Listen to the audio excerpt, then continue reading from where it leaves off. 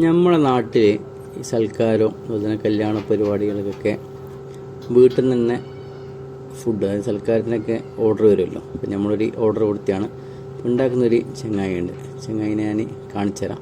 അപ്പം നമ്മുടെ നാട്ടിൽ തന്നെയാണ്, പുറവൂർ മദ്രസൻ്റെ അടുത്ത് തന്നെയാണ് ഇത് വരുന്നത്. ഇവരുടെ ഡീറ്റെയിൽസും കോൺടാക്ട് നമ്പറൊക്കെ ഞാൻ ലാസ്റ്റ് കൊടുക്കാം. അപ്പോൾ ഇത് നമ്മളൊരു പരിപാടിയായിട്ട് ബന്ധപ്പെട്ടിട്ട് 1000-ക്കുള്ള മട്ടൻ ബിരിയാണിയാണ്.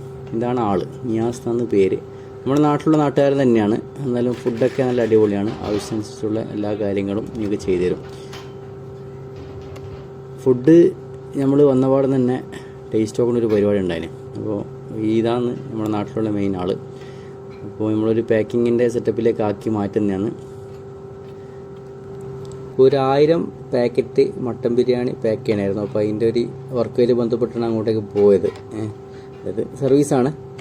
അപ്പോൾ ഇവർ അതിൻ്റെ ഇടയ്ക്ക് വേറൊരു പരിപാടിയായിട്ട് ബന്ധപ്പെട്ടിട്ട് അതുപോലെ തന്നെ കുറച്ച് ചിക്കൻ ഫ്രൈയും അതുപോലെ തന്നെ മന്തിയും മറ്റ് കാര്യങ്ങളൊക്കെ ഉണ്ടാക്കിയിട്ട് ഒരു സൈഡിൽ നിന്ന് ഉണ്ടാക്കിക്കൊണ്ടുണ്ട്.